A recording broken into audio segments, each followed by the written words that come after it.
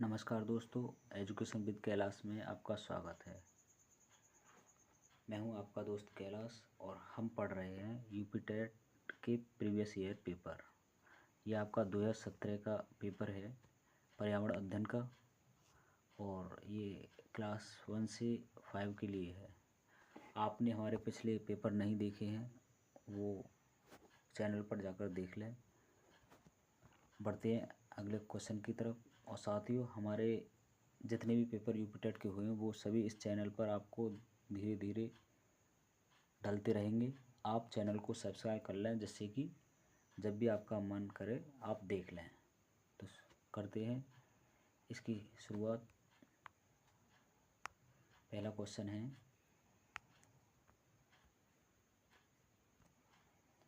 एगमार्क का संबंध है। तो एगमार्क का संबंध किससे है? ऑप्शन ए गुणवत्ता से, ऑप्शन बी पैकेजिंग से, ऑप्शन सी संसाधन से, ऑप्शन डी उत्पादन से। तो एगमार्क का संबंध किससे है? तो इसका ऑप्शन ए सही है, गुणवत्ता से। अगला क्वेश्चन है सेकंड है, किस देश के संविधान से मौलिक कर्तव्यों को लिया गया है? तो किस देश के संविधान से लिया गया है? ऑप्शन ए है जर्मनी से, ऑप्शन डी है यूनाइटेड किंगडम, और सी है यूएसए, और डी है यूएसएसआर। तो मौलिक कर्तव्यों को किससे लिया गया है? तो ये लिया गया है आपका यूएसएसआर से। ऑप्शन नंबर डी सही है। ठीक है, जर्मनी से आपातकाल और यूएसए से मूल अधिकार लिए गए हैं।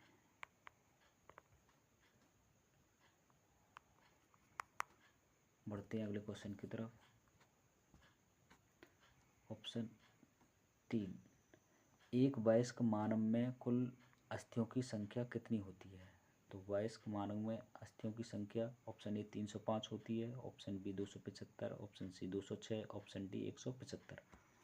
तो इसका सही ऑप्शन है ऑप्शन सी, 206 हड्डियाँ होती हैं एक वयस्क मनुष्य में। 4 नंबर है, आर्सेनिक द्वारा जल प्रदूषण सर्वाधिक है। तो आर्सेनिक द्वारा जल प्रदूषण सर्वाधिक है उत्तर प्रदेश में, बी मध्य प्रदेश में, सी बिहार में, और डी पश्चिम बंगाल में। तो बताइए, आर्सेनिक द्वारा जल प्रदूषण सर्वाधिक है तो इसका ऑप्शन है ऑप्शन डी, यानी पश्चिम बंगाल में आर्सेनिक द्वारा जल प्रदूषण सर्वाधिक है। बढ़ते हैं अगले क्वेश्चन की तरफ। 5वां क्वेश्चन है, ध्रुव तारा कहाँ जाता है? तो ध्रुव तारा कहा जाता है, किसे कहा जाता है? उत्तरी तारे को, दक्षिणी तारे को, पूर्वी तारे को, पश्चिमी तारे को। तो इसका सही ऑप्शन है उत्तरी तारे को, यानी ध्रुव तारा उत्तरी तारे को कहा जाता है।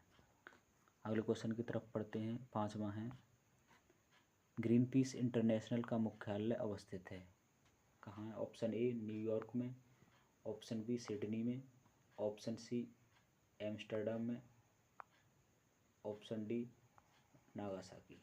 तो बताइए कौन सा है? तो ग्रीन पीस इंटरनेशनल का मुख्यालय कहाँ पर है? तो ये है आपका एम्स्टर्डम में। तो ऑप्शन सी इसका सही है। बढ़ते हैं अगले क्वेश्चन की तरफ। 7 नंबर, वन्यजीव सुरक्षा अधिनियम पारित किया गया था। तो कब वन्यजीव सुरक्षा अधिनियम किया गया था? 1960 में नहीं किया गया था वन्यजीव सुरक्षा अधिनियम, ये आपका किया गया था 1972 में। ये ऑप्शन सही है, 1962 1975 नहीं है। अगला क्वेश्चन है 8वां, प्रोजेक्ट टाइगर, यानी भारत में प्रोजेक्ट टाइगर प्रारंभ किया गया था। ऑप्शन ए है वर्ष 1972 में, 1973 में, सी है 1981 में, डी है 1985 में।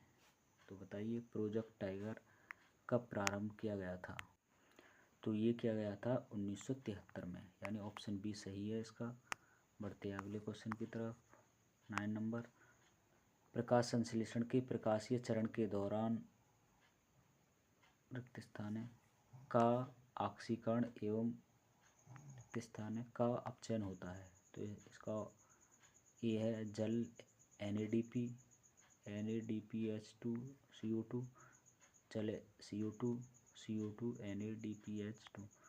तो बताइए इसका सही ऑप्शन क्या है? तो इसका सही ऑप्शन है ऑप्शन ए, यानी प्रकाश संश्लेषण के प्रकाशीय चरण के दौरान जल का ऑक्सीकरण एवं NADP का अपचयन होता है। तो ऑप्शन ए सही है। बढ़ते हैं अगले क्वेश्चन की तरफ। अगला है, दूध से दही बनने की प्रक्रिया को कहते हैं। तो क्या कहते हैं? प्रकाश संश्लेषण कहते हैं, बी आसवन कहते हैं, सी किण्वन कहते हैं, डी स्टेरिलाइजेशन कहते हैं। तो दूध से दही बनने की प्रक्रिया को किण्वन कहते हैं। ये ऑप्शन सी सही है। अगला ऑप्शन है, फूलों की घाटी अवस्थित है। तो फूलों की घाटी कहाँ पर है? जम्मू कश्मीर में नहीं है, हिमाचल प्रदेश में भी नहीं है, सिक्किम में भी नहीं है, उत्तराखंड। ये फूलों की घाटी उत्तराखंड में है।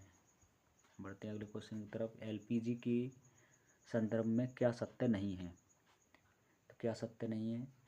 ऑप्शन ए, यह एक स्वच्छ ईंधन है। ऑप्शन बी, यह उच्च ऊष्मीयमान का है। सी, यह नीली ज्वाला से जलने वाला है। डी, यह मीथेन उत्सर्जन करने वाला है। तो बताइए LPG के संदर्भ में क्या सत्य नहीं पूछ रहा है ये? नहीं।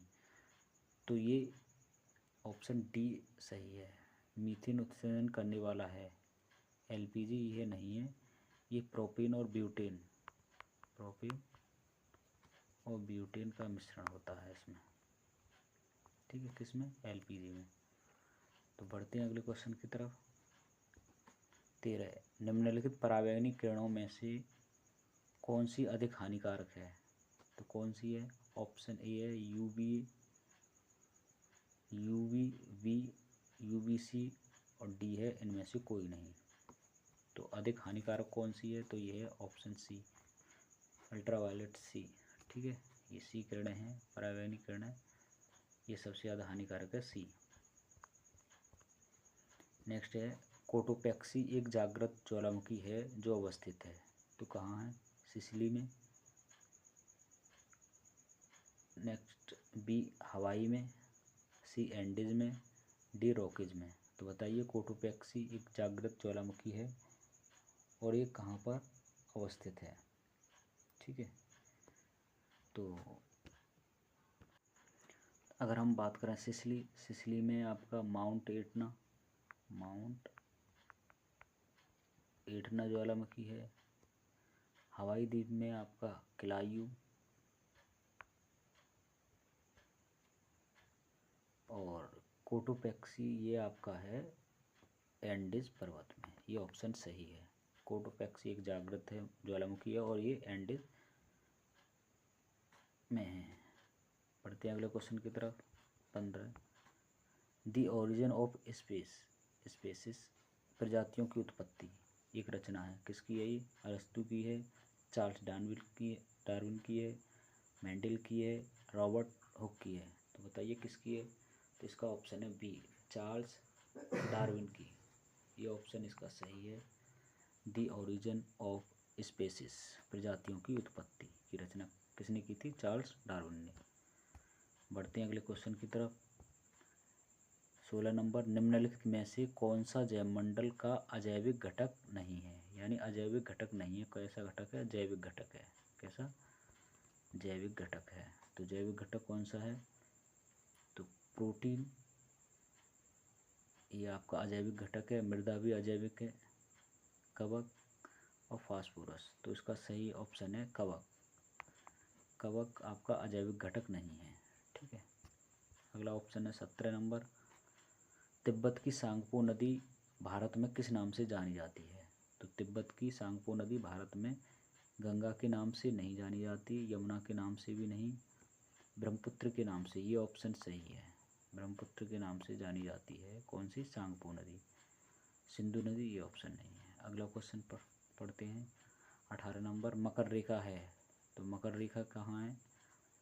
तो ये 0 डिग्री है और यहाँ पर 23.5 डिग्री नॉर्थ और यहाँ 23.5 डिग्री साउथ। तो ये मकर रेखा है और ये कर्क रेखा है और ये विषुवत रेखा। ठीक है, तो बताइए कौन सा ऑप्शन ठीक है? तो ऑप्शन ये सही है आपका, मकर रेखा कहाँ है? 23.5 साउथ में। ठीक है, बढ़ते हैं अगले क्वेश्चन की तरफ। गिर शेर परियोजना अवस्थित है। तो कहाँ? गुजरात में, महाराष्ट्र में, उत्तर प्रदेश में, मध्य प्रदेश में। तो गिर शेर परियोजना ये आपकी गुजरात में है।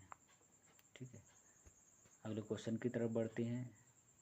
अगला है 20 नंबर। घास भूमि क्षेत्र के पारितंत्र की खाद्य श्रृंखला में सबसे उच्च स्तर के उपभोक्ता होते हैं। तो सबसे उच्च स्तर के उपभोक्ता की बात करें हम, ऑप्शन ए शाकाहारी, तो ये नहीं होते हैं सबसे उच्च स्तर के। मांसाहारी ये होते हैं। जीवाणु ये नहीं होते। मांसाहारी ये नहीं होते। तो ऑप्शन बी सही है, मांसाहारी। ये क्या है? ये सबसे उच्च स्तर के खाद्य श्रृंखला में उपभोक्ता होते हैं। ठीक है, कौन? मांसाहारी। ठीक है, नेक्स्ट क्वेश्चन है 21। अंतर्राष्ट्रीय न्यायालय का मुख्यालय अवस्थित है। तो कहाँ पर है? जेनीवा में, हेग में, न्यूयॉर्क में, पेरिस में। तो बताइए अंतर्राष्ट्रीय न्यायालय का मुख्यालय कहाँ है? तो ये आपका हेग में। हेग में अंतर्राष्ट्रीय न्यायालय का मुख्यालय है। अगला ऑप्शन है 22 नंबर। WWF से आशय है। तो WWF से क्या है? Option A world wild fund, option B world war fund, option C world wild life fund, option D world watch fund.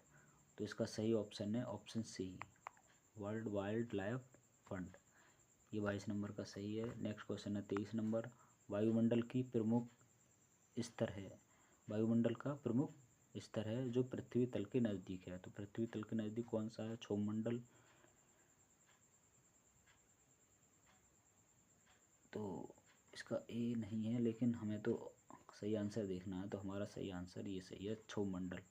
यही वायुमंडल का प्रमुख स्तर है जो पृथ्वी तल के नज़दीक है। तो क्षोभमंडल पृथ्वी तल के नज़दीक है।